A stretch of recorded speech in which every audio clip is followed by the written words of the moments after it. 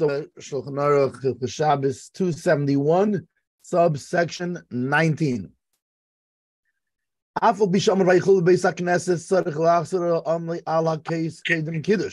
though you already said Vayechulu, in other words, you said the part Yom Hashishi Vayechulu Hashemayim, right? And it was the sixth day, and he finished the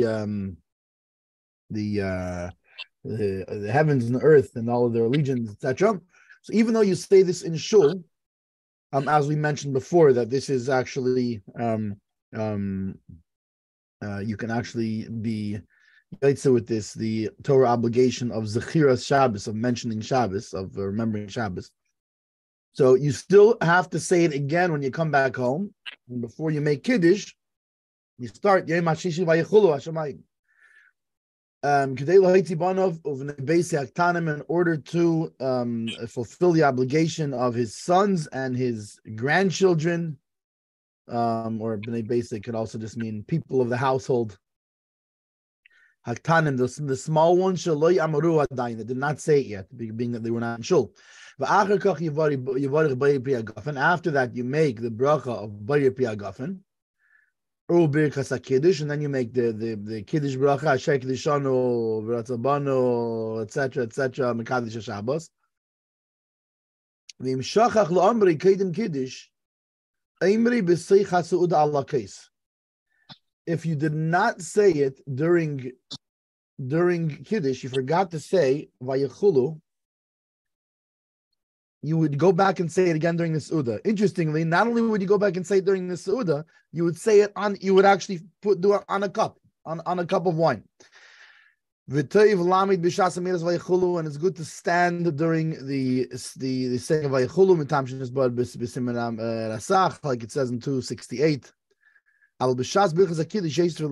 But during the time of the bracha of Kiddush, it's better to sit down, like it says in 296. So he says you would stand by Vayechulu and sit by the bracha that's after Hagafen. In these countries, already the minhag has spread to sit even during the time of Vayechulu. Being that you already said it in shul, standing up. So lav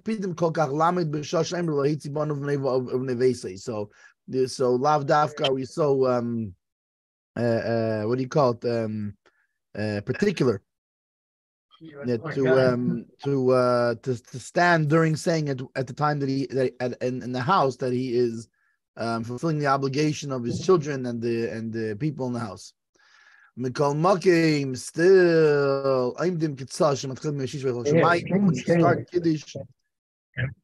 when you start Kiddush and you should say when you say Yom Hashishi Vayechulu Hashemayim, you should stand up a little bit. Shenirmaz Hashem b'Rashi Tevis, because Hashem's holy name Yud Kei Vav Kei, Shem Havaya, is, if you look at the first letters of Yom Hashishi Vayechulu Hashemayim, is the Shem Havaya. So therefore, you would stand a little bit at that point.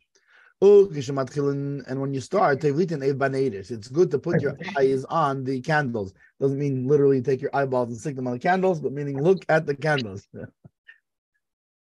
Ki beis pa'amim neir eile taf kuf. Two times neir is two times candle. The candle is neir. To the eyes. Yeah. One eye, it's twice. I'm saying that's what it is. That's why neir. So you look at the. Yeah. Well, I thought it's because it's neiris. Oh, two lights. Oh, that's probably it. That's probably it. You're probably right. I'm not sure. We'll wait for the note. Maybe he'll tell us. So it comes out to 500. Yeah, the note says two Shabbos lights. You're right. All right. So Ner is 250 and 250, and it's 500, which is a healing to Pisia Gasa. I think that's some kind of a eye thingy. No. Gasa is wide. Pisia is strides. Taking long steps. Yeah. When you walk a long thing, then because of that, if you take steps that are too long, you lose a 500th of your sight, and therefore the 500th here. Brachas, Shabbos. Yeah. Yes, that's You tell us that it takes 1/500th of the sight of a person.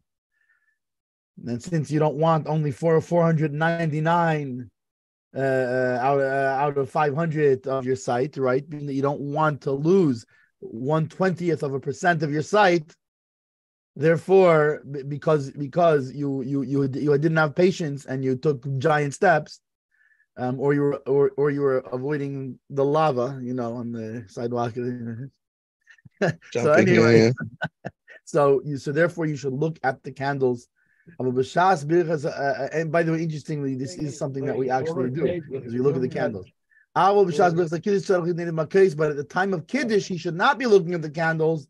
He should look at it before the part of the kid, before Yom HaShishi, or by the beginning of Yom HaShishi. But at the time that he's making the bracha of Kiddush, he should be careful to be looking at the cup, like we said before, that he shouldn't remove his brain from the cup. Yeah. And like we pointed out in the last one, that the cup, not the wine. Right. It's about looking at the cup. Okay. So nice. Let's run through a couple of nights. So yeah, of course it says you should repeat, even though you said Vayichulu and Shul, repeat it and hold a cup of wine. Of course, if you're making Kiddush over Challah, you don't need to hold a cup of wine while saying the Vayichulu. So I'm saying, like, even if you're making a cup of Challah, if you're making Kiddush over Challah for some other reason, right, and you have wine in the house, like you don't go and hold a cup of wine, but it's okay.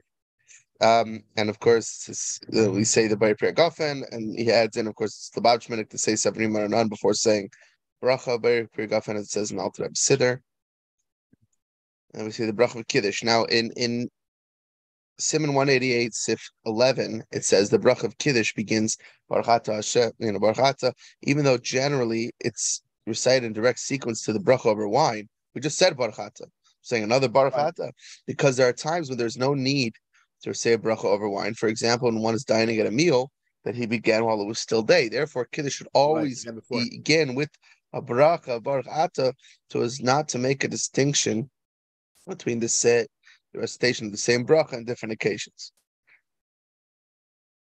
So now, so then it's desirable to stand. I got a quick question. You mean to tell me if you say hamotzi for during the weekday, and then you decide to have wine during that meal, you don't have to. No, we're not talking about weekdays here. Only Shabbos we're talking about here. Oh, okay. Yeah. Sorry. We're talking about making Kiddush. And then you have to say Vayichulu. If you miss Vayichulu, you have to say it after. The question is, do you have to say it afterwards on a cup of wine or not? So usually, if you already made Kiddush on wine, you would pour another cup of wine and then say Vayichulu over that over the wine that you already made a bracha on. On the other hand, if you made it on bread, you would not. So it's better to say Vayichulu paragraph standing, as we say in Ches, and it's because you're saying this passage is comparable to giving testimony, which testimony is to be delivered standing. There are those, though, that want to sit B'tafka, and that source 296. Alter Rebbe states that Torah scholars should not eat or drink while standing. It's not appropriate for a Talmid Chacham to be eating or drinking while standing. Nevertheless, Havdalah is recited while standing out of respect for the Shabbos king who is departing. Despite this rule, it is Lubavitch's custom to stand while saying Kiddush also, says Sefer HaMenhagim, but then, of course, you sit down before drinking the wine.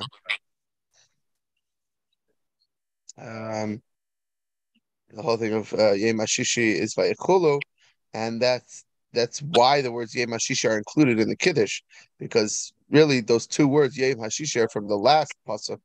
So why would I have to do? Why don't we just start Vayichulu Hashemayim? Like in davening, we say the paragraph Vayichulu. We start with the word Vayichulu. We don't start with Yom HaShishi.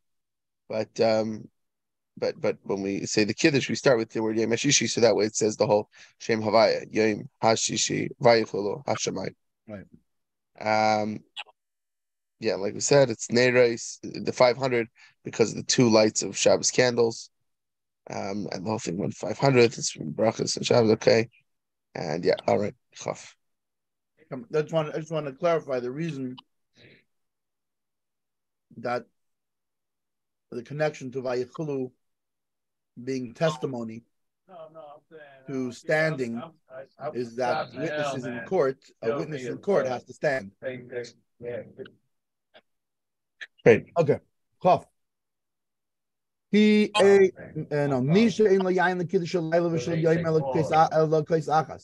Somebody who does not have wine for the kiddush of night or for the day. He only has one. He has either for the night or for the day. And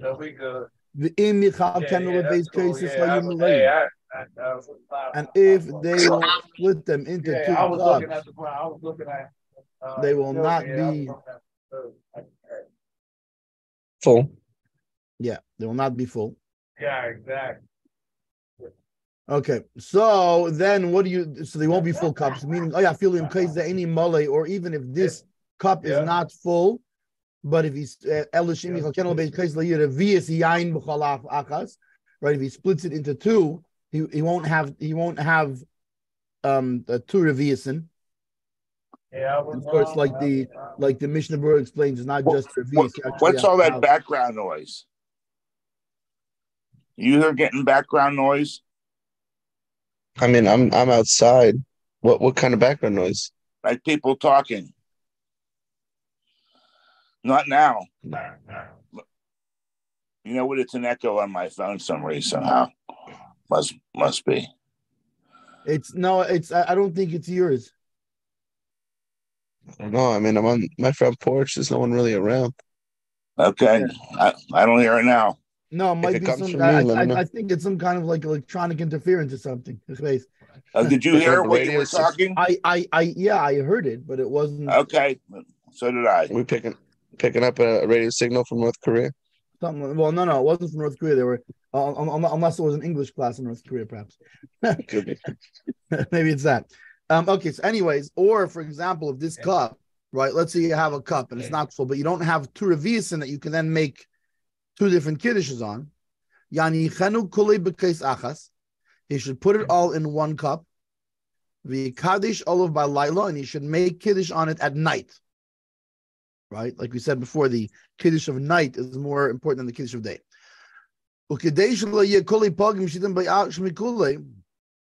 And now, so that he does now, let's say we want to try to stretch it so that it should last for the day also. Maybe I can get it to last for the day, being that I don't have two full revius. So he should put the whole thing in one cup and make kiddush on it on the night. I'm thinking I'm getting that. Yeah, see, now I hear it again. So did I. Anyway, I didn't hear any voices, people talking. Interesting. I think it's some kind of electron. I don't know what it is. It could be that like somebody else talking on a ham radio is coming in on a Bluetooth device or on a radio wave or something. Not sure. It's not an echo. It's not an echo of us. Doesn't sound like it.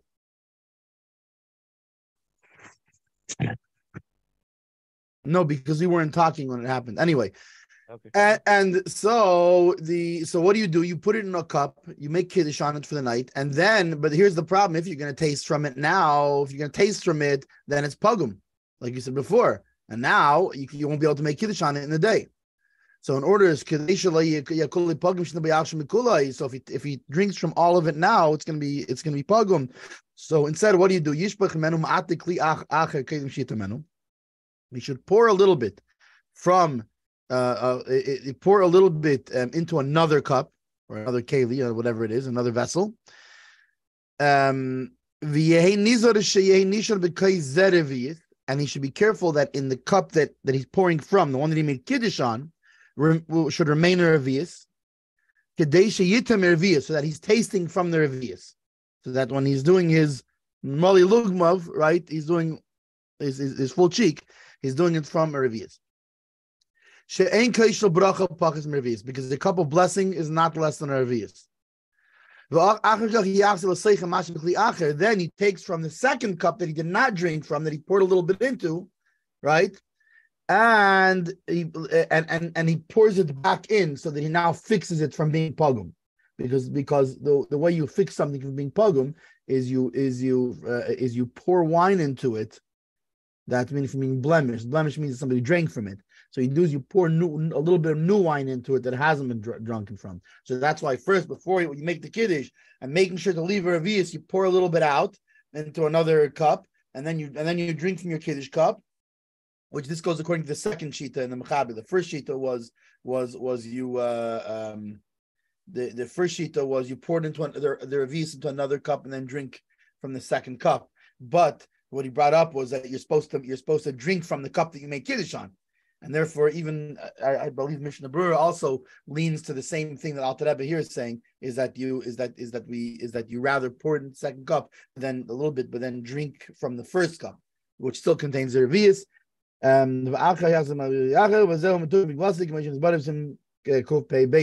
it explains in 182, and like this you fix it from being blemished because you poured a little bit back in from what you poured after the other cup that you did not drink from that cup. If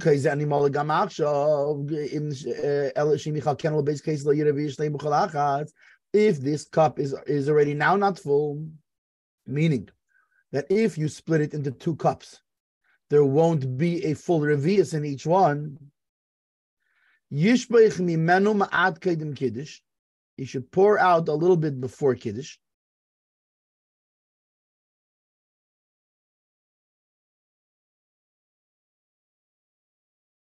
I guess before he was saying that you pour out. This is the same situation. Why is this different?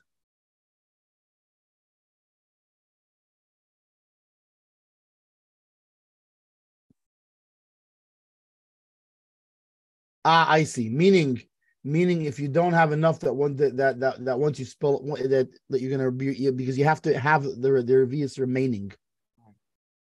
But then what doesn't make a difference? What if you spill it though?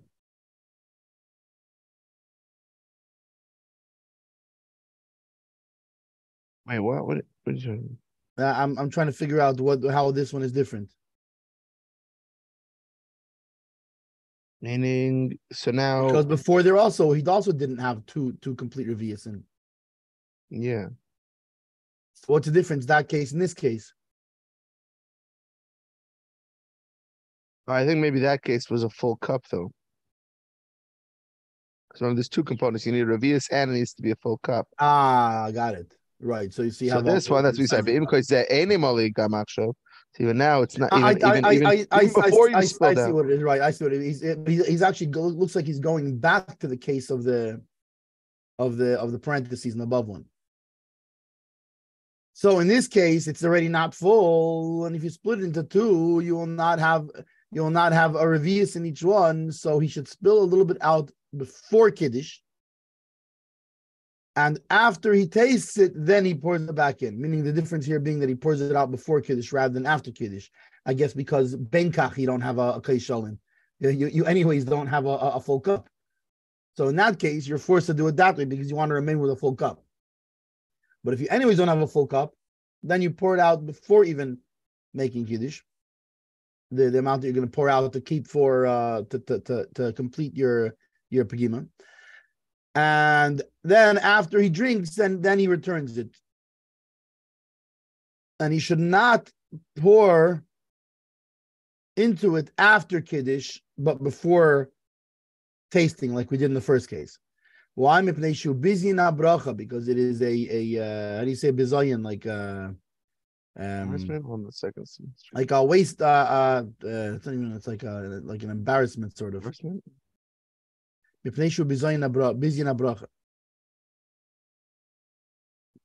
Yeah, I mean here it just is a purposeless interruption. Yeah, but I mean it means more. It means like you're offensive to the bracha, kind of more. That's okay. Bizayin is like more like a waste. A waste. Oh no, I'm sorry. I'm looking at the wrong word. It's like a waste, no? Like bizayin ha'itzeris. Yeah, I'm looking at the wrong.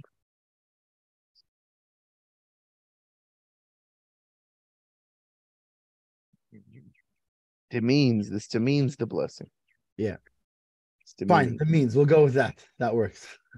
What's the And also, why should he stop between the bracha and his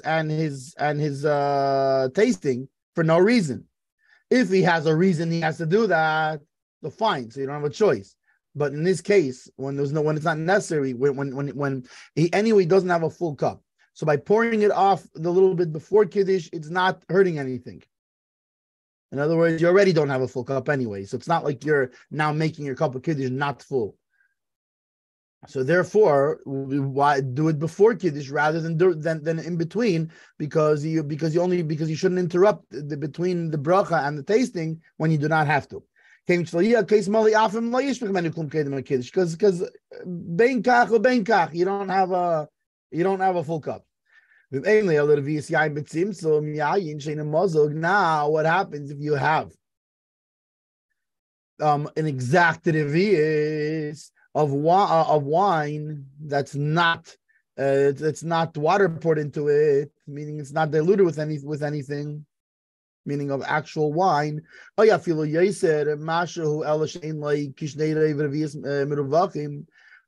even he has a little bit more than that, but it's still not like two proper revius. And when he drinks, being that you have to drink malay lugmo, so you have to drink a shear. You can't just take a little tiny. You're supposed to drink an appropriate amount. And by the time he's done drinking the appropriate amount at night, he will be missing already a lot. He's gonna now fall short of how much he needs for tomorrow. So yimzegenu lemachar b'mayim. So you should drink the amount he needs, and then the part that's remaining, he should fill with water. Until he has enough for revius. He should add water. And this is obviously that it remains fitting for drinking with this dilution. That you'll still be able to make the bracha on it. Because if not, then you just made water out of it. Like it says in 204. Okay, Nate. Okay.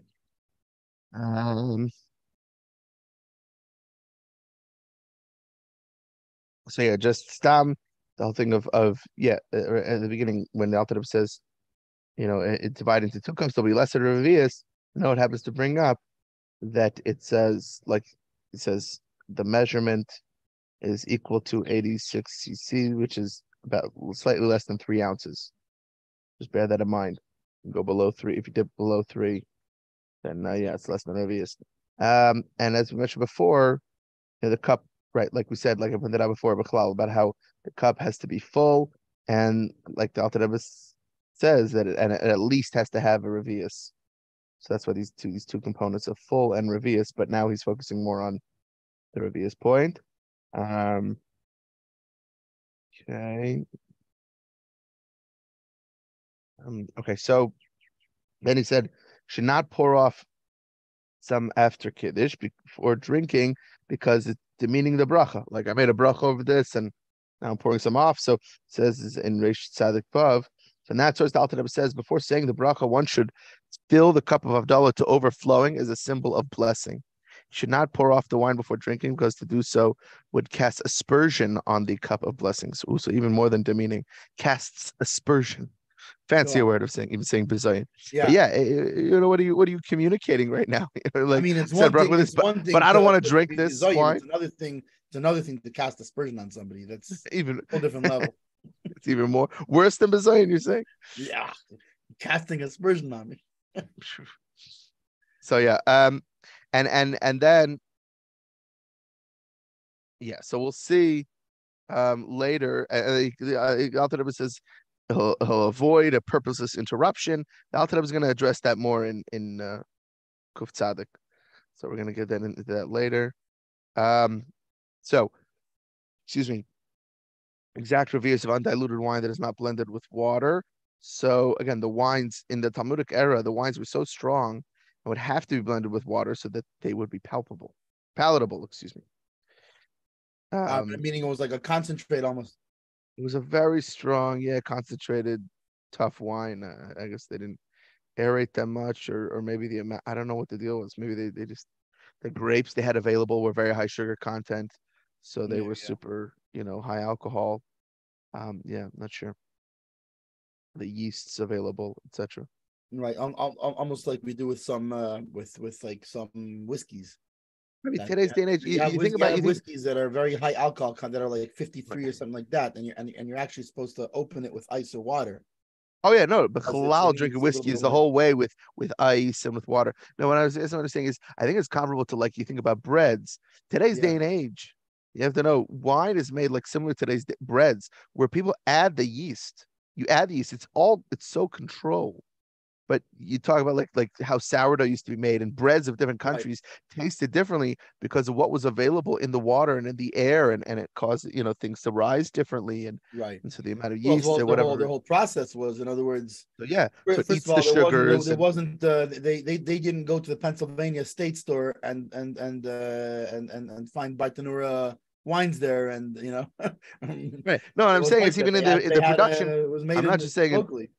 Right, I don't mean to just made very but differently. I'm saying even in the process of making it, there's the way we have the yeast that we can control the alcohol content and how strong and how sugary and how over then they had a starter probably, and it was bacteria, and each place varied even from town to town. Not necessarily even having a starter. I'm saying it's very shaykh. They were relying completely on the natural sugars that are in the grape, but the amount of time that I have to wait for it to even just to turn to alcohol, to turn to wine, to ferment. By that time, the yeast is already working too fast, and it would just be this super strong wine. So to be able to drink it without people dropping dead, or at least dropping over super drunk or whatever. So they'd have to dilute it. Yeah. Interesting. So that was a standard thing.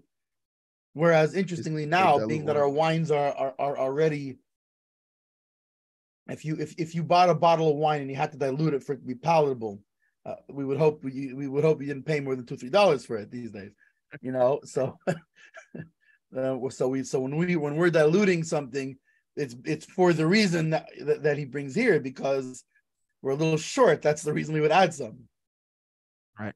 As opposed to that's Baruch Hashem, it's already palatable. Yeah. All right, Chaf Aleph. Yeah, and it should be noted, like you mentioned before, that in a different time we were talking more about what the shear of a Ravius is, and there's a very wide gap. In cases like this, these are the times to go by the lower minimum. Because you need to make kiddush and you need to be able to save for the next day, and so this would be a good time to go by the lower shear. Chaf, that's all of them. Yeah, that's all. Chaf Aleph. The calls that all the above that we said about stretching about these various methods of trying to stretch the cup so that you can make kiddush both at night and again by day. And of course, just a reminder, what we said earlier in the sif is that if the bottom line is you only have the one cup and it's not, and it's simply not going to be enough for the night and the day, then the kiddush of night would proceed. So you would make the kiddush of night only, and then make the kiddush of the kiddush of the day on bread. But all of the above, when you're trying to stretch the cup, this is when you have another cup of wine that you've set aside for Havdalah. She'im loikein, that if not so, or alternatively something else that you can make Havdalah on. She'im loikein, or if not, because if not so, mutu shanichenu lahavdalah v'kadosh alapas. So better to put it aside for Havdalah and make kiddush on bread, mimashi kaddish alav, rather than make kiddush on wine. Even though it's true that you're making a more preferential kiddush because you're making it on wine, but then lo malahavdil. In the meantime, even though bread is not as good to make kiddush on as wine, but the fact is you'll be yay to the kiddush, and then you'll have wine to make havdalah on. Whereas if you use it now for kiddush and you won't have on what to make havdalah, now you got a problem, she'in mavdilin al pas, because you cannot make havdalah on bread. Umikol makim yeshli sheikha lahavdalah b'makim sheikharu kaman medina. However, note that if you have other drinks, right, in a place where such a drink is considered an important drink. Chamar Medina means like a drink of the country. It means like a national drink. So, for example, in Russia, you have a nice cup of vodka that is Chamar Medina. That's Chamar Medina, even for babies in Russia. So, what would you do? So you would then you would make since you can make the havdalah on that, right? So you have beer, let's say, right? And beer is a Chamar Medina. Well, in most places anyway. He says where it is, but in a place where beer is a Chamar Medina. Yeah, is a Chamar Medina. Right. So then you would not leave the wine for havdalah. Why? Because you have what to make havdalah on. So therefore, since you're not going to lose out havdalah, then make the kiddush in the preferential way. And even the kiddush of the day precedes havdalah. When you're able to make havdalah on beer that is the what do you call it, national wine, the wine of a country, wine of the region. Yeah, lefi when it's a regional, all right, a regional. What do you call it? Maybe that's where it comes from. Lefi shebekiddush afilu shel yomish because some say that even on kiddush of the day, you should not make kiddush on beer. Afal pisha Chamar Medina, even though it is a regional the wine of a region. Kamesh is bar be'erev, like it explains in 272. Over havdalah hakel made mishma'avdil malav, but havdalah, everybody agrees that you can make havdalah on beer that is Chamar Medina. I just want to point out, I don't know if you remember a few classes ago, I mentioned how even if it's Simchas Torah or Purim or whatever, when people are pushing no make kiddush amashke, this is the halachik reason why. Well, here he's talking about the beer, so no, I understand, but I'm saying this is why I do not. Right. I make it on hagafen because of this. There is a yeshemrim that Chamar Medina should not be used. Right, for that can't be making kiddush Chamar Medina. So no, make kiddush on hagafen. Okay, after I'll have Chamar Medina, I'll have some l'chaim after. You want to say l'chaim, we'll say l'chaim. But there's a yeshem that no, kiddush has to be made on hagafen or hamaitzi, but that you can't be using Chamar Medina to make kiddush. So this is why I do that. Lav dafka do I always follow that minhag. Right. I'm just saying it's not. It is a yeshem rim. And let's put it this way: there's no notes on that line for some mysterious reason. Yeah, you know why? It's like when the press secretary comes right before that they tell the press secretary, if this comes up, don't talk about it. If this comes up, don't talk about it. If that comes up, we're not going there. Stay away from these questions. Yeah. Yeah. So that was one of these, I guess. All right. So a person in his house, but in the shul, havdalah kedemis lekiddush, havdalah comes first. It's more important to leave the wine for havdalah than to make kiddush on it. Why? Because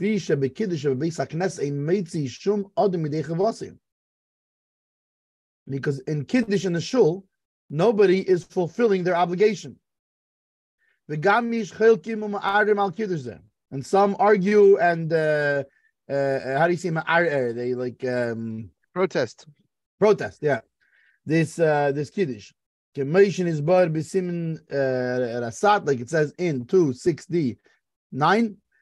Aval avdalah mitzvah divrei akel mishin leyayin, but avdalah it's a mitzvah according to everybody to fulfill the obligation of all those who do not have wine, like it's explained in Reish Tzadik Hey, like it's explained in 295.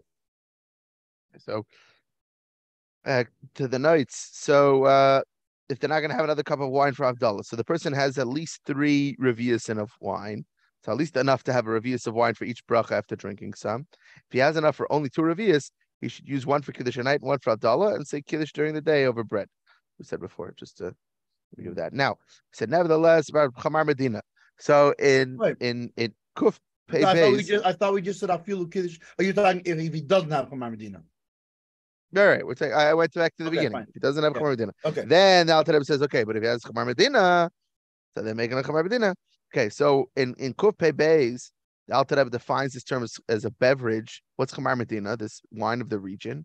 It's a beverage used by the majority of people in a locale as the primary beverage for one's meal, which the way I understood it and have heard it defined, what you mean primary beverage, we mean this is a drink that could be drunk on its own, not just something that accompanies your food. Right. Which is why when with the discussion of is soda, Chamar Medina, or whatever, no, it's not. It's not really in most places. It's not really a drink on its own. It's alongside your meal, but in some places it is, and in those places it could be argued that yes, in those places. Right. But this is one of those areas where mamish, you got to go with what's going on in your place, in your space. The fact is, all over America, there's still bars. There's still the place of, you walk in and you order a beer. You walk in, you order a coffee. You walk in, you order a tea. It's not, a drink on the side. So that's why those things are still pretty universally right. And even opposite. Usually, if somebody's going to a Starbucks, right, and if they're going to be getting to have the other.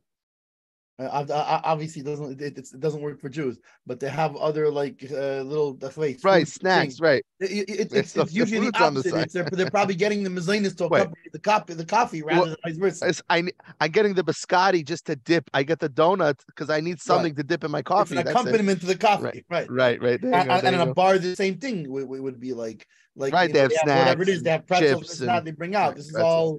Even a fancy place with nachos, but it's an accompaniment to the beer.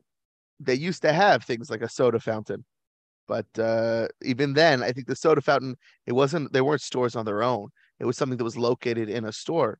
But one thing I brought up in another class, which actually I'd like to explore with another Rav more, are Slurpees, because they are drunk as a drink on their own. It's its own thing, right?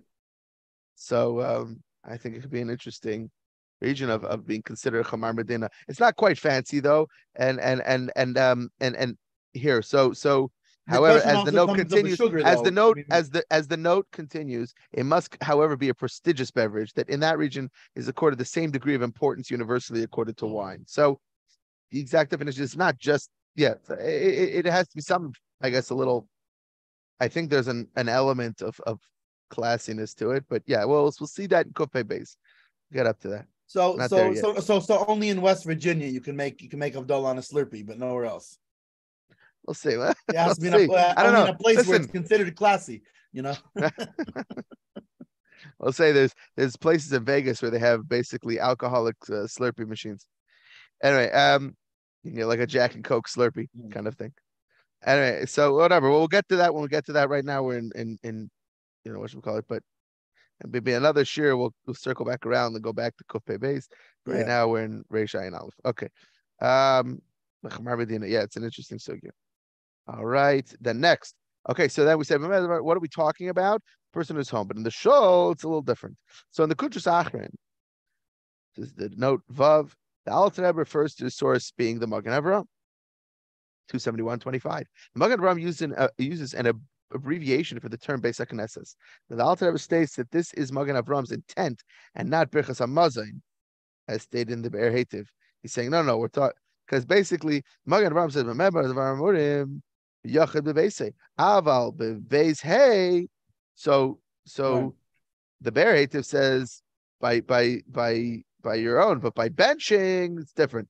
The Alter Rebbe says, no. What the Magen Avraham is saying is by shul, it's different.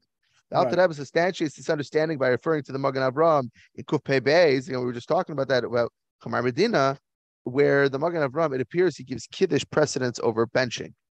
So some later printings of the Be'er Hetiv actually corrected the text as suggested by the Alter Rebbe, or alternatively to Beis HaMidrash, house of study. But either way, not benching. So in shul it's different, and it's just interesting to note. And I think because culturally back then we're talking about, especially like Nusach Ashkenaz, where it's mamish Friday night, where it's in davening. But I think back then people didn't rely on the kiddush made in shul. Everyone still went home and made kiddush. Nowadays on Shabbos day, a lot of people, that's where they hear their kiddush. That's their kiddush. They might go to other meals. Or very often, couples sometimes will even split up. I'm going to go to that shir. I'll go visit this person. You go visit that person. I'll go take a nap.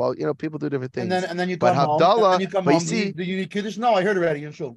I already heard exactly. But what's interesting is Havdalah is still, like we finished off, that Havdalah is still relied upon as I might not have enough wine or whatever. I don't have the stuff to do Havdalah at home. I'm hearing Havdalah in Shul.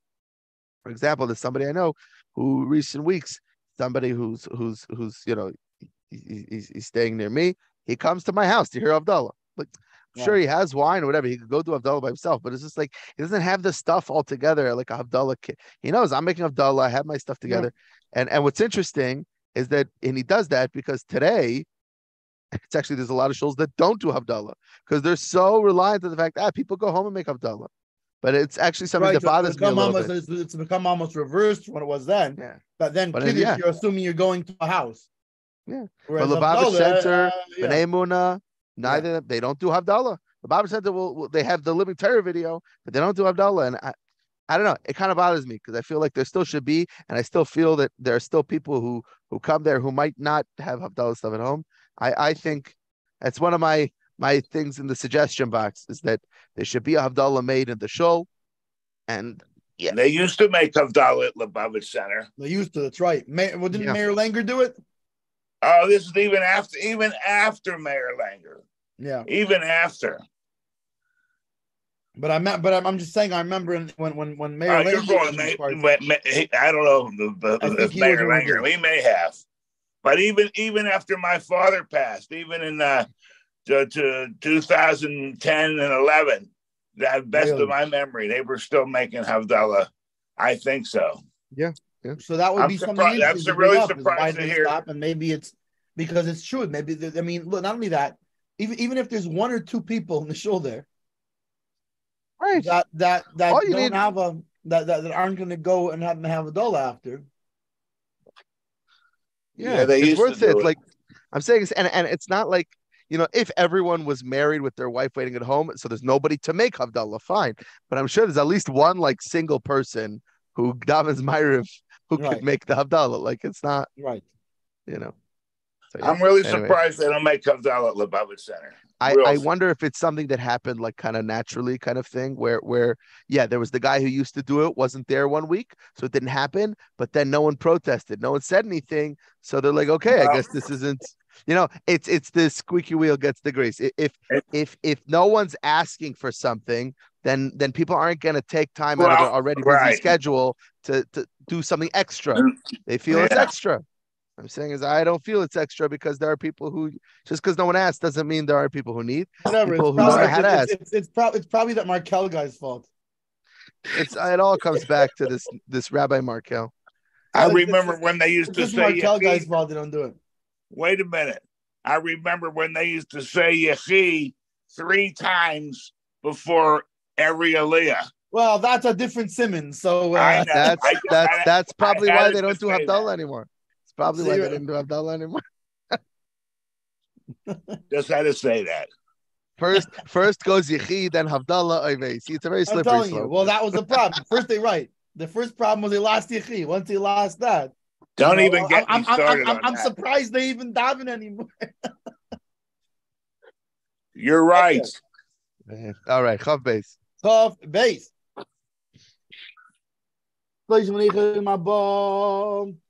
There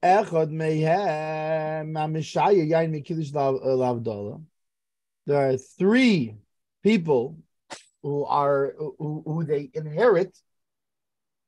They are inheritors. Is that I'm not sure. It's like mortgager and mortgagee. I'm not sure if I'm saying the right one. But who will inherit the world to come. One of them is the person who leaves wine from Kiddush for Havdalah. The Hainosh yesh le'ma'at yain, that he has meaning that he has a little bit of wine. And he holds back from his drinking. I assume it means meaning beyond what he has to drink. He drinks only the amount that's required. And saves it for Havdalah. And some say the Hainu, and some say no. What this means is Shemekadish ba'layla al kes gadol, that he makes Kiddush at the night on a big cup, on a large cup. That it will remain enough after drinking the shear that you're required to, that you'll still have enough for Kiddush and Havdalah. And then he basically fills the cup and just pours a little bit to fix the because you drank from it already. So to fix its pigima, like is explained above. And during the meal, he drinks other wine, but not that wine that was from Kiddush. And it is good to do this, to act in this way. All right. Notes. So to leave wine over, to refrain from drinking wine. So the Alter Rebbe's the Alter Rebbe's intent appears to be that although one makes Kiddush over wine, he should hold back from drinking too much wine to ensure that he will have wine for Havdalah. There are, however, some who interpret his statement as meaning that one should refrain from making Kiddush over wine and make it over Challah instead, so that he'll have wine for Havdalah. But yeah, I don't just really understand that, because I think he's already moved on from that. He's talking about the Chatchila. He's not talking about. He's not talking Yeah. about like that you don't have enough wine and you have to split it. He's talking about in general, a separate new thing. That's obvious. It's a good thing to do. I don't understand what that is, but anyway, but that's what the note says. So and that's it. All right. Okay. What's interesting is he said with Tov Lina again, it's good to conduct oneself like what? In which manner? The first way or the second way?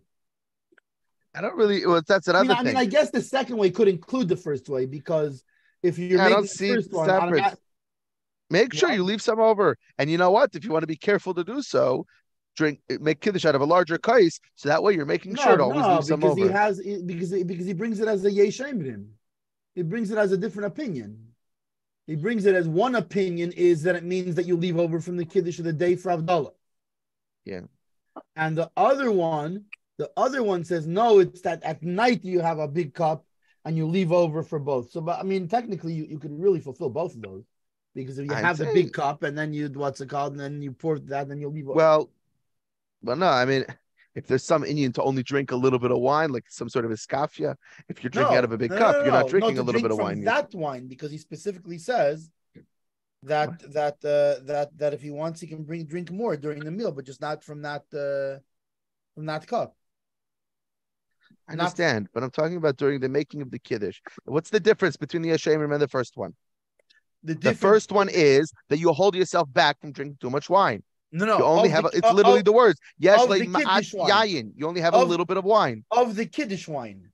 He's not talking about other wine that you're going to drink. I understand. I'm talking about kiddush. I'm not talking about during the suda. So you should. I'm saying that's the difference between the two. So you the first one, the kiddush wine, you only drink a little bit. The second one, you drink a lot.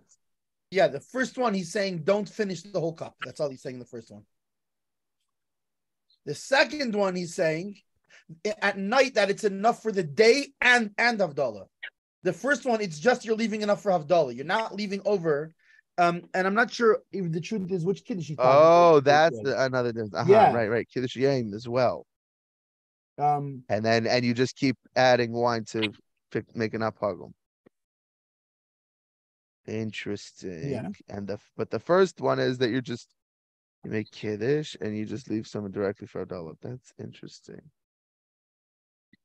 Right. And by the way, he might be talking about two whole different situations, because in the first situation, he says that this is meaning a person who only has a little bit of wine and holds back and saves it for Havdalah.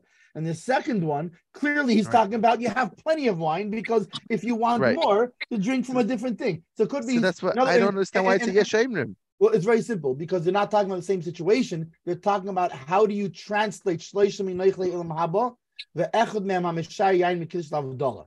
One of the people who is from those who inherit Olam Haba is somebody who leaves over from Kiddush Havdalah. What does that mean? What are they referring to? So the first Yeshayim says it's referring to a case where you have a little bit of wine and you only drink enough, so you leave over for Havdalah. And the second Yeshayim says no, it's talking about. So now I understand what that note is. I understand what the note is better. Okay, meaning he only has a little bit of... saying no, we're talking about a lechatchila case that you lechatchila make on a big cup, and then from the same cup you're going to make also the kiddush in the day and also the kiddush for Havdalah, and you'll just fill the pegima. You'll add a little bit so it's not pagum. And if you want to drink more wine, you have plenty of wine, no problem. You'll drink from, but don't drink it from that cup, so that cup will remain for those things. I guess I'm still a little tired. Yeah, it took me. All right, Yeshikach, thank you. That seems to be his yeah. Okay, Chav Gimel. Chav Gimel. After one makes kiddush on a cup, he should then wash his hands for a meal, right? Thrice on the right and then thrice on the left. Or alternatively, if your left is my right, then you do it on your right, which is my left, which is your left, your left, which is your right. Well, I thought it's 3 times on the right and 3 times. Thrice. No, not twice. Right, 3 times. right. No, not twice. I said thrice. I said thrice. Oh, okay. I'm sorry. Thrice. As in the food. Gotcha. Yeah. So wait 1 second. How do I turn this off here? There we go. Go to the messages. We're in a shir now. So you wash your hands 3 times on the right and 3 times on the left. Or if you're a lefty, you do the other way around. Because your right, your left is everybody else's right, or something like that. And you make the bracha asher kiddushanu b'mitzvesa v'tzivanu al nitilas yodayim. That's the bracha that you make. Okay, and if you forgot and you washed your hands before kiddush, lo yekadish el ala yain el ala pas. You should not make kiddush on wine, but rather you should make kiddush on bread. Why? Because now I think, this is the part that we're talking about, that it seems like the Alter Rebbe leans into, or it's one of the parts that he seems to lean into the reason that you cover the bread is because of the busha, because of the order of the brachas right here. Because now that you've washed hands, you've already revealed that you desire bread more than wine. Actually, in this case, this is not one of them. This, because here he's actually talking about what you prefer rather than to say the brachas. But because you already washed your hands, so you're showing that you desire bread, that you're hungry for bread. Why did you forget kiddush? Because you went to wash your hands because you were rushing to eat bread. So it shows you want bread. And you're supposed to make v'tzadach kaddish ala chaviv. You're supposed to make kiddush on that which is more desirable. Even though just a quick question, call it just to be a stickler. It's al natilas yodoyim with a comma. It's not yodoyim. A pasach. Yeah.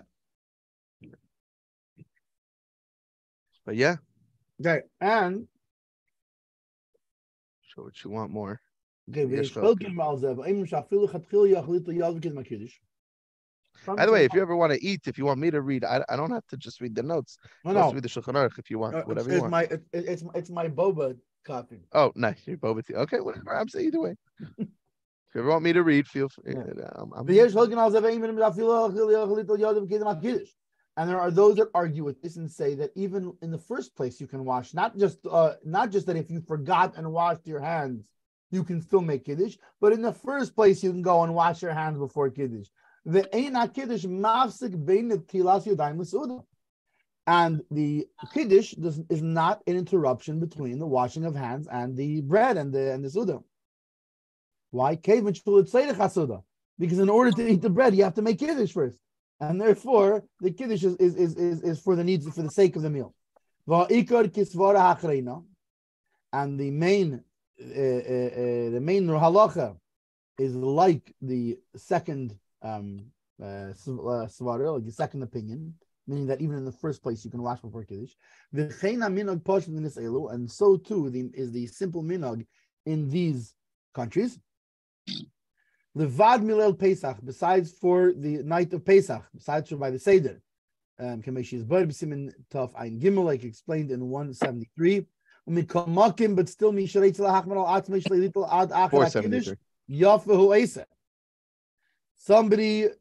somebody that, like first opinion, and not to wash until after Kiddush, he is doing good. He's being a good boy. And we do not hold him back from the fact that he's going over, that he's not doing it like this minhag. That's the common minhag of washing before, because he can say that he's following a course, that everybody agrees with. Meaning even those who pass that you're allowed to, even they would hold that if you washed after Kiddush, it's fine. Right. But on the other hand, according to the first opinion, washing before is not fine. So therefore, this is really the best. Even though the minhag has become to wash before, it's better to do it the other way around and make Kiddush first and then wash. So that way you're satisfying both opinions. According to everybody, also limzei gakes bechamin achanetilis yadayim. So according to everybody, he did wash his hand before Kiddush, he should not mix. He should not like dilute the Kiddush cup with hot water. Like, let's say, I guess back then they like cold drinks wasn't really a thing. Now in the age of refrigeration and ice makers and things, cold drinks have become like everybody wants everything cold. Back then, maybe it's the winter time. He wants a hot drink, no? Whatever it is, but usually you wouldn't find that mixing a hot water into wine would be a very odd one to see. I mean, unless you're British, maybe if you drink warm beer, you drink warm. I don't know. I'm not sure how warm wine. Who knows? Yeah, I'm not sure how. I'm not sure how Britishness works. Okay, and in either case, this you cannot do after you washed your hands. I'm assuming he's doing it, meaning like we said before. Like you're doing it before Kiddush. In other words, you want to make it warm for Kiddush. For those, it says al natilas yadayim before Kiddush, right? So watch al natilas yadayim, and then you're about to make Kiddush, and he's mixing the wine with hot water for his Kiddush. So you can't do that. Meaning even the ones who say generally you're allowed to make Kiddush, but you can't do that thing with the cup. It is an art form essentially. This mixing of hot water and wine that they used to do is an exacting thing. Takes focus. Yeah, it's an exacting thing. Takes exactness, and that you shouldn't put too much into little. So this certainly is you're removing your mind from it, because you're doing something that requires concentration. And in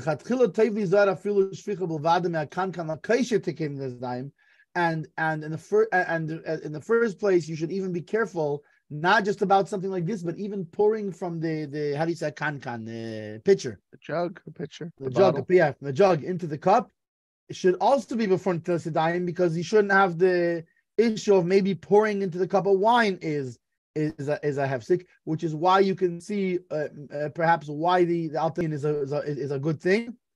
Those who follow the first opinion is a good thing, because if you follow the second opinion, even though that's the minhag in a lot of those countries, at least it was at that time, now you get into all these things of like you have to be very careful not to make a hefsek.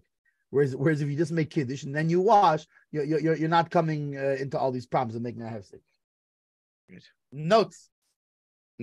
Oh, wait, so yeah. So we start off saying you should make Kiddush, then you wash your hands at Netilas Yadayim. Now, if you forgot and washed your hands before saying Kiddush, the fact Alter Rebbe doesn't mention the recitation of the bracha of al Netilas Yadayim, just washed. He didn't say the bracha yet. It appears he would advise following this approach, even if the bracha was not yet recited. The fact that the person washed to partake of bread indicates he desired to partake of it, and that desire alone is sufficient to make it the preferred option for Kiddush. Leket tziyunim v'ha'aretz. So even if a guy didn't make a bracha yet, he's in. In other words, why? Just because he already displayed intent. I washed with the intent. I'm washing for Amaitzi. Right. I mean, he's washing for bread. It's clear. Right. Yeah. So now there's a question concerning the proper version of the text, actually, with regards to when it says, when the Alter Rebbe says, "Ve'ikr kasfara ha'achreina." Fundamentally, the halacha follows the latter approach. In our translation, the understanding of Kuntres HaShulchan, which is supported by Likutei Sichos, volume 21, page 385, which is the Ve'ikr Kasfara, that it's Ha'achreina. That's how we translate. Which is why in many editions the word Achreina is in brackets for that reason. Anyway, so and we say, as we say in we'll Common custom in these countries this way, except for the night of Pesach, as we explained in 473. So in that source, the Alter Rebbe states that since an extended interruption is made between Kiddush and the partaking of the matzah, for one recites the entire first part of the Haggadah, right? So it's necessary to then wash your hands again before doing it. So that's why you have Rachza and then Maitzi Matzah. Okay. And then we said, yeah, even though the minhag locally is to wash first before Kiddush, but definitely someone who doesn't wash till after Kiddush, that's a good way to do it. You shouldn't admonish him because, hey, he's following everybody this way, actually. Everyone's happy.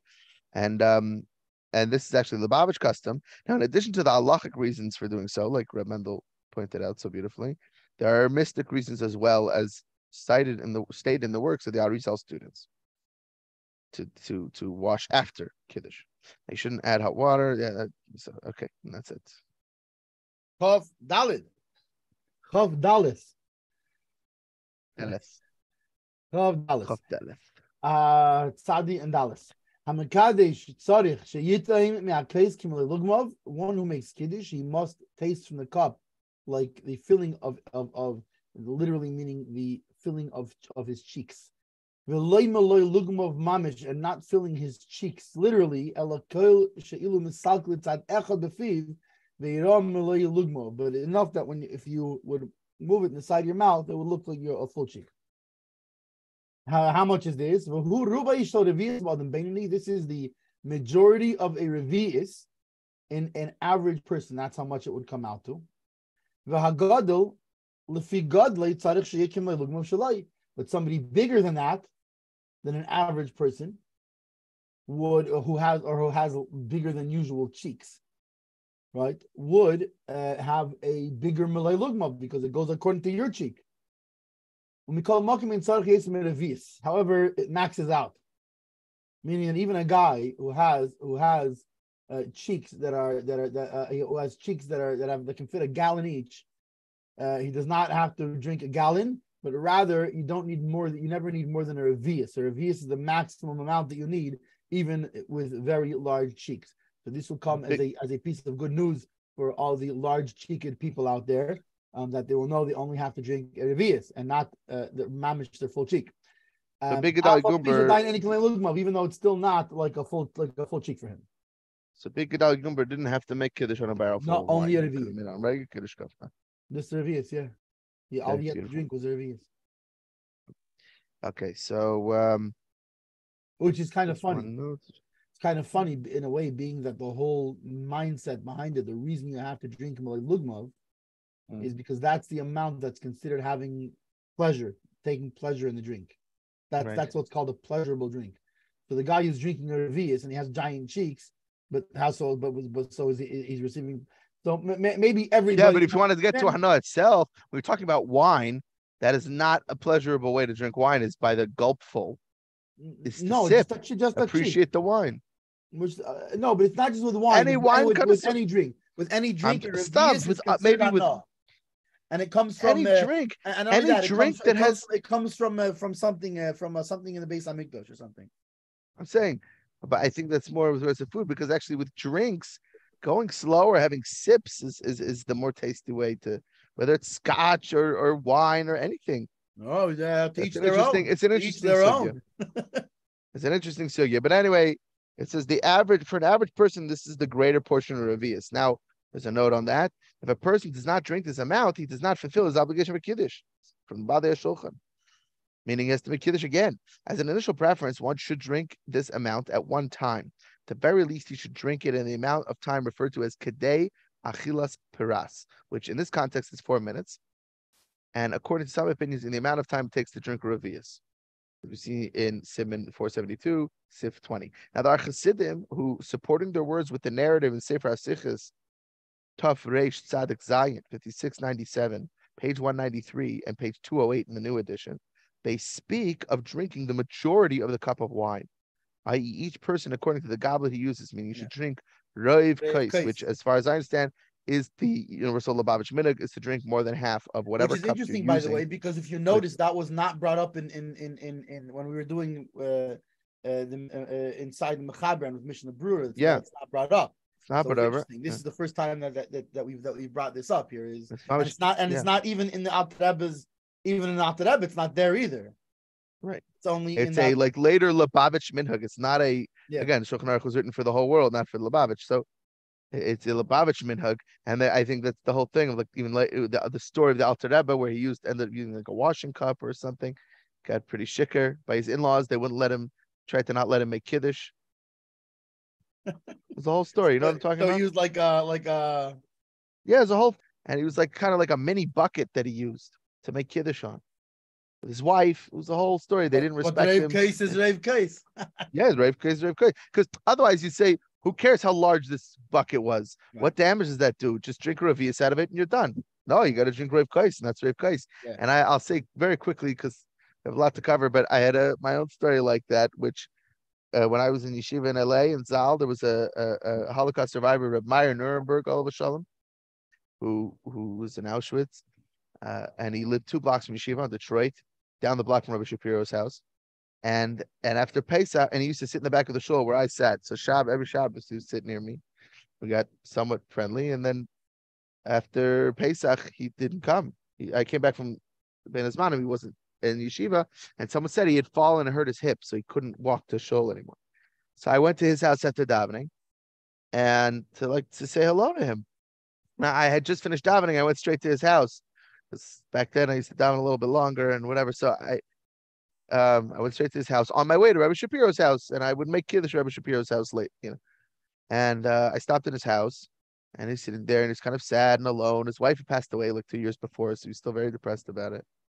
And so I'm sitting with him, and I'm like, Meyer, you should make Shabbos. Do you make kiddush? He said, no. He's like, I can't do it on my own. I said, I'll make kiddush for you then. You have wine? He says, I think I have one wine.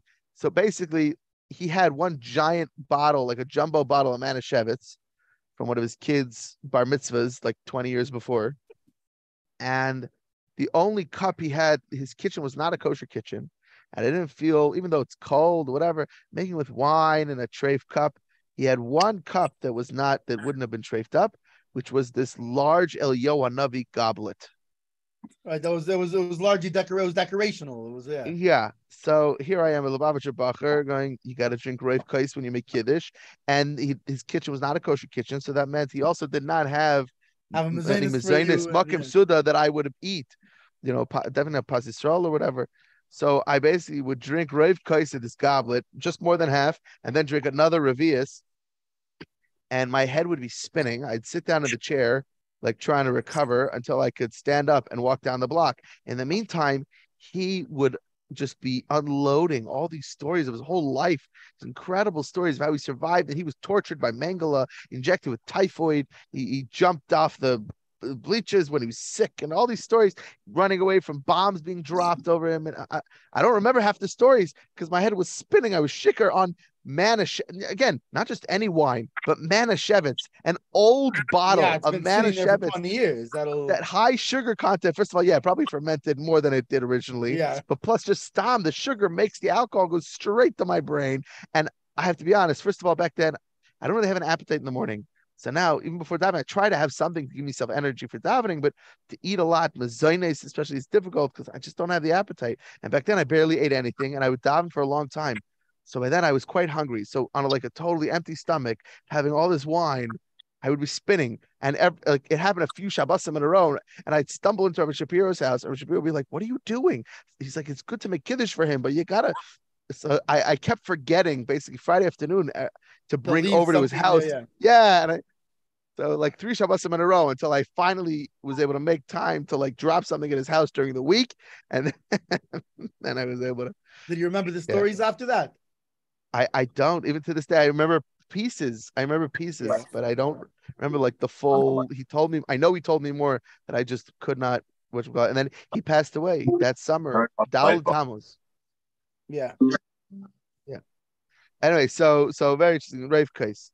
Anyway, yeah, and actually that is something to be careful of with Perfect. Rav case because of that aspect of Chabad Minhag, it's become so ingrained that some people don't realize that you have to also drink a Revius because Rav case. But if your cup in the first place is fairly, Yeah, but no, but if you're not even the Revi'is Malkim Suda. I'm talking about if the Malay Lugmav, ideally you're saying being that what's in other words, and Mishnah Berurah discussed this also, is really ideally that therefore you because who's to say what an average cheek is.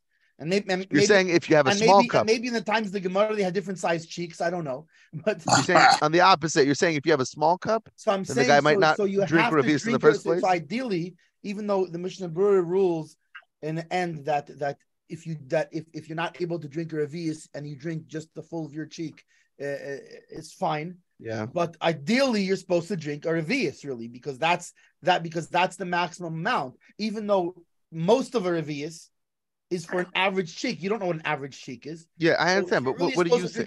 So now you have a cup that's barely a Revi'is. Reiv Kais is ideally is not enough. Make sure you drink a Revi'is. So if you have a cup that say, let's say you go by the lower shear, say 2.9, and again you have a 3.5 cup, 3.5 ounce cup, make sure you drink 3 ounces of it, And we've mentioned in the past, again, but minhag halacha takes place is prioritized over minhag. Right, and that's even more important than Reiv Kais. Revi'is is halacha. Right. So on the one hand, if you have the a little cup and you drank Reiv Kais, but you didn't drink Malay Lugmav, you got a problem. Right. On the other hand, if you have a giant cup, and minhag Chabad is we drink Reiv Kais, but if you drank a Revi'is and you didn't drink Reiv Kais, you were still okay. So that's why I just want to bring that up because I've noticed the thing that I noticed something people are doing and it really bothers me. I just people don't always realize this thing. In other words, they know the minhag but not the halacha sometimes. So it's important that when you're drinking a Reiv Kais, it has to be not only Reiv Kais, but make sure that ideally you are drinking a Revi'is as well. Continue. Coffee. If the person making kiddush did not drink, and one of the meal goers, one of the recliners, the diners, had the wine instead. If this other guy drank milei lugmav, then yatsu kulam midei chavasim. Then they all fulfilled their obligation. Meaning, even if the guy making kiddush did not drink, didn't drink anything, but one of the people, and it's important to note it's one. We're talking one of the people who heard kiddush with him and was yaitzer from his kiddush. It can't just be a random guy who's not being yaitzer in his kiddush and happens to be in the room. We're talking about in the case that somebody who was yaitzer the kiddush with him drank a full malay lugmav. Right, ideally a Revi'is. They all fulfilled their obligation. Everybody who heard this kiddush, it was a good kiddush, which meaning the other way around. If he didn't drink Malay Lugmav and none of the other people drank Malay Lugmav, it's not a good kiddush. Everybody has to hear kiddush again, including the guy who made kiddush. Right. If nobody drank from it. However, the two people do not combine into Malay Lugma, meaning one other person has to by himself drink the required amount, not that between all the people who heard Kiddush they drink that amount combined. Because one of them has to have pleasure from the drinking of the cup of blessing. And as we know, the whole reason for Malay Lugmav is that is the amount. Under that amount, it is not considered to have had pleasure from the drinking.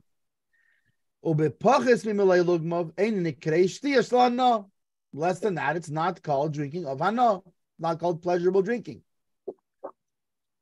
So it's interesting because the Alter Rebbe in the Mechaber it brings two opinions, because there is an opinion that you can combine several people. But as we see here, the Alter Rebbe does not hold by that. The Alter Rebbe holds by the opinion that you cannot combine people into Malay Lugmav. Still, it is a mitzvah. The best way of doing the mitzvah is that everybody should taste from the Everybody should drink wine after Kiddush. Everybody was Yetzer. But it doesn't have to be that everybody drinks the shear, drinks some lugmav. You don't have to have that everybody drink a revius, but just that everybody tastes some. Somebody who has a little bit of wine, it's better that one person drinks the whole shear, and nobody else tastes, but rather you leave the rest for tomorrow for Kiddush or for Havdalah, based on the order that was set in the above seifim of when you leave what for what.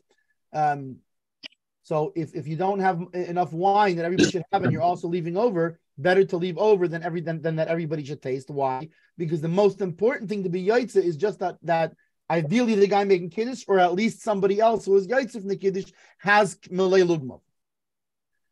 This that everybody should taste a little, that's just mitzvah min hamuvchar. It's the optimum way of doing this mitzvah.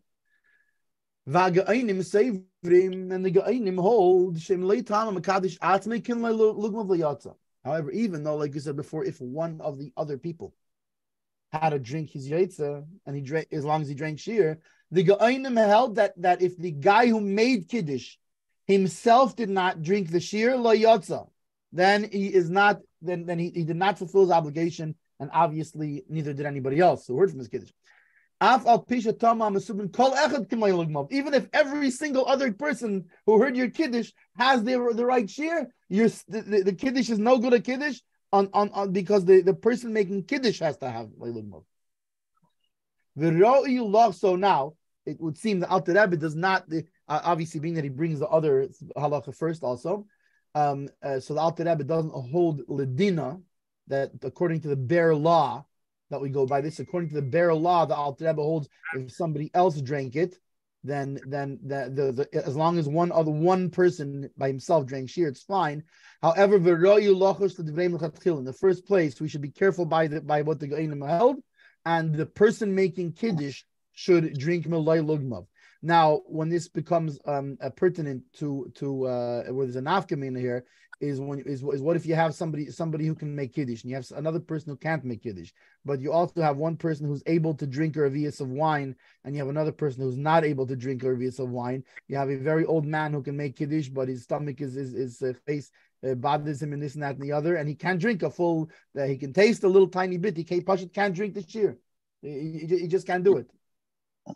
Right. So in this case, you could say that you can rely maybe on what the Alter Rebbe says, because really the main opinion is that somebody else can drink the lugmav, even though it's fitting to hold by what the Gainim said, and really you should do that. But in a case where there's a necessity, so it's good to know that according to the Ber Halacha, you can rely on this thing of somebody else having the lugmav. When do we say this thing? By Kiddush. But by Havdalah and all other kinds of things that need a cup, benching, bris, sheva brachas, whatever else, all these other things that need a cup. Hakel meidim hagainim shafil achila dai betimas echad masubin. In those cases, even the gainim would agree that if somebody, as long as somebody has the cheekful, or ideally the whole revius, then you're okay, and you don't necessarily have to have the same person drinking wine. Yeah. What? Yeah, I feel even in the first place. Yeah, not just like in a like before we were saying even by Kiddush, when I was saying like if you have a person who's sick and he can't drink the whole thing and somebody else needs to drink them lugmav. That's even by Kiddush. By the other things, even in the first place, you can have it done that way, even without that kind of situation, etc. All right. Some notes. I think there was one or two. Yeah, basically for Shasiya Shalana, they add this note that it's you said apparently in the above source we quoted with regards to Hana, it says over there that one must drink an amount sufficient to settle his mind. That's what we're talking about of Hana. Settles the mind, and that is a cheekful. It's like maybe it's like meaning with regards to being like satiated. So I know a lot of shiurim with regards to saying an after bracha to eat enough that it's somewhat like filling. Yeah. I guess with regards to drinking, settling the mind is more it's and bechalal with regards maybe it means like, for example, like when you're thirsty, right? The amount of liquid that would satisfy you. Settle the mind. I'm so thirsty. I'm so thirsty. Okay, just enough to right here. Settle the mind. Okay, right. Right, there you go. So then bechlal with regards to someone who can't drink the wine, there's a note that says we'll see in the next Siman. Reish Ayin Beis, Sif Yud Beis. Excuse me. And then what are we talking about? Like Kiddush. So the Alter wording implies that this also includes the Kiddush of the day meal, meaning all Kiddushes. And you should see the Pri Megadim says Zav on that for more details. And that's it. But I guess there's some opinions that dafka by Kiddush of night, which is more right, which is a bigger Kiddush. Even though the one by the day we call Kiddush Rabbi, right? Isn't it funny we call Kiddush Rabbi the one by the day? Yeah, maybe we say that in a kind of tongue-in-cheek way, calling it that because it's Dirabanan, because it's not, I don't know. Maybe. One other thing what was it? One other thing I was going to say, you keep talking about the Be'er Halacha. I've heard of the Be'er Hativ and the Be'er. What's this Be'er Halacha? No, I'm kidding. It's a joke. The Be'er Halacha. Bare bones. Be'er Halacha. No, not to be confused with the Be'er Halacha. No, but because by the way, there is a Be'er Halacha. Right. There is a which is the Mishnah Brura. Right. It's also the Chafetz Chaim, but he has two Perushim. He has the Mishnah Brura, and then he has the Be'er Halacha, which I guess goes into more explanation generally than like it adds things or whatever. He didn't put he felt in Mishnah Brura weren't part of the Be'er Halacha. So part of the bare bones. So he put that in the bare necessities. Yeah. Okay. So so that's Nachavav. Yep, Chavav. Kiddush ala case for Kiddush tam hifsik b'dibur chazer mavari b'rbi agaf and ein tzarich lachzil l'kaddish. If you made Kiddush on a cup, and before you tasted from the wine, you spoke. You go back and you have to say Be'er Pri Hagafen again, because now you made a hefsek, you made an interruption between your Hagafen and your drinking. But you do not have to say the Kiddush bracha again, because the Kiddush in and of itself doesn't require even though you do have to have the cup, but the requirement is to make Kiddush on the cup. And you made Kiddush on the cup. So you were yaitz the Kiddush. So therefore you would not make the Kiddush again, but you would have to make a Hagafen again. By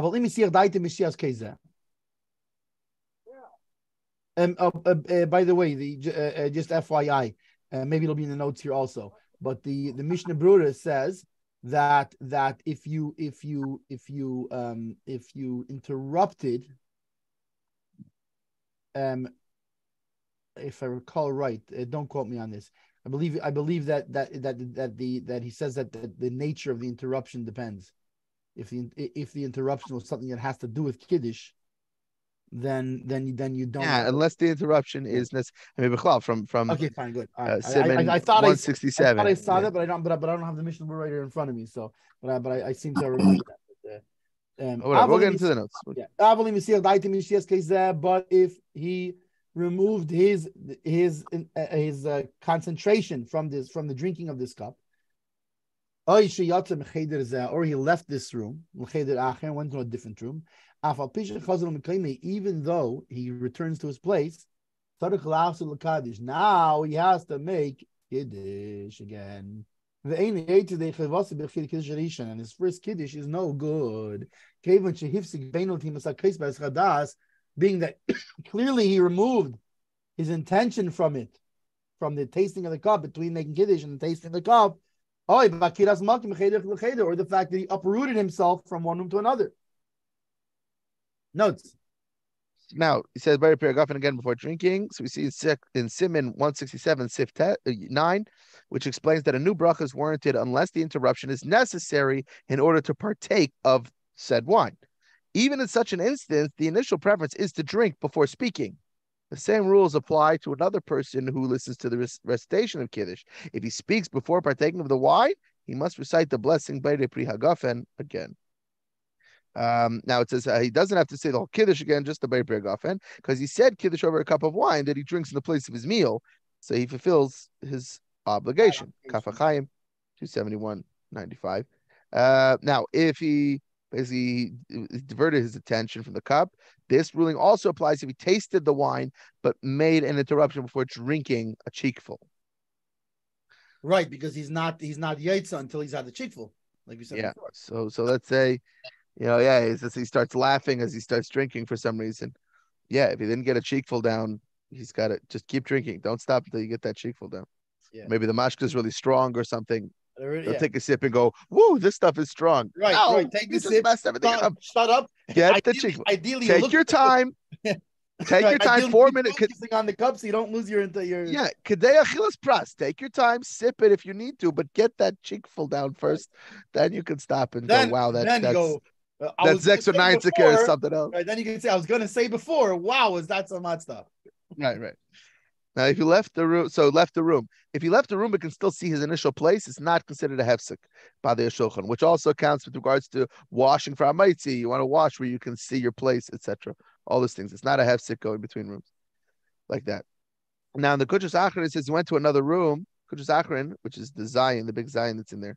The Alter Rebbe emphasizes that either of the two, whether diverting one's attention or leaving the room, that's enough to need a new bracha. It's not both. It's either or.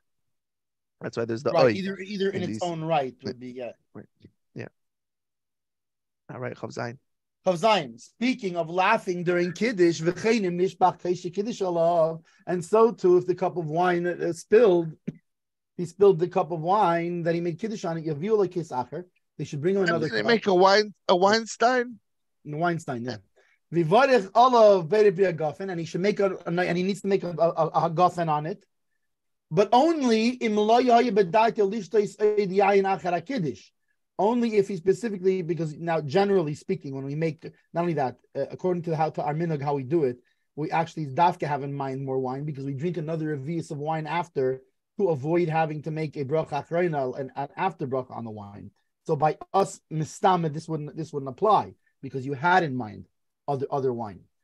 But if he did not have other in mind to drink other wine, like let's say this is the only wine you have. Let's say there is no other wine.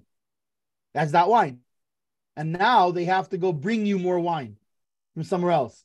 They have to go to Rabbi Itkin's house next door and bring you more wine because you made the thing and your thing spilled. But you did not have in mind the wine at Rabbi Itkin's house. And therefore you would have to make a Be'er Pri Hagafen now on that. However, but just like before, when he spoke in between, he would not have to make another kiddush unless he did one of those two things, like we mentioned before, of removing his intent, or moving into another room.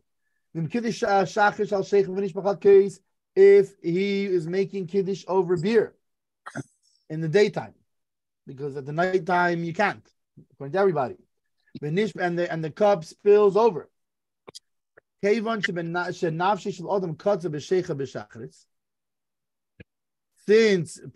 some people, by the way, I'm assuming he's not talking about like a 4.5% Budweiser beer. He's talking about like a good 19% Ukrainian obolon or something like that. Because he says that since some people, it's like it makes them queasy. They're disgusted. Disgusted to drink beer in the morning. Each into their own. These were not average Americans we were talking about. So yesh. The Magen Avram. You see Magen Avram Sifkat and Chafei. Yesh the Hakil. So you can be lenient. He does not need to bring another cup. To make a bracha on it.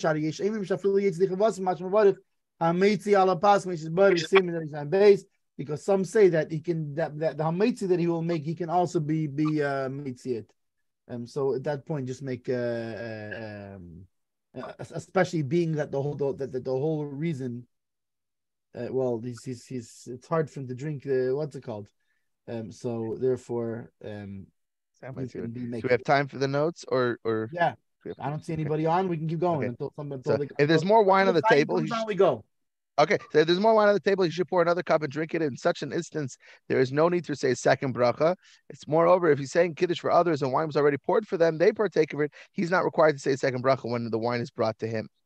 And it should be brought to him. If a small amount of wine remains in the cup, he should drink that wine. As such, he'll not have to say a bracha ber guffin again. Nevertheless, more wine must be brought so he'll be able to do a cheekful by the Shulchan.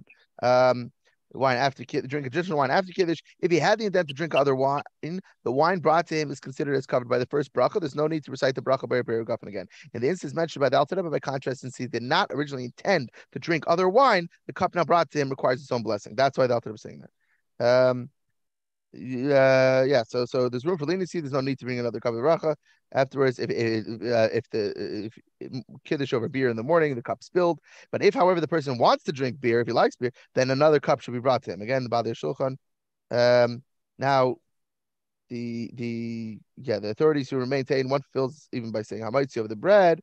Kunshas HaShulchan states that the text should continue even as an initial opinion, meaning even afilu lechatchila hamaitzi. And then basically, as we'll explain in Reish Ayin Beis, we'll say the Alter Rebbe states over there, we'll see still that the preferably Kiddush should be recited over wine. If wine is not easily accessible, it's permitted to recite Kiddush on wine of the region, like beer. This together with bread is sufficient for a person to fulfill his obligation. All right, tomorrow. Is other people on already? Or do I just not? Maybe my view is just set. Yeah, a few people are on. Oh, fine, good. Right. So we will stop here. We will continue in Mitzvah Hashem with Chaf Ches, maybe.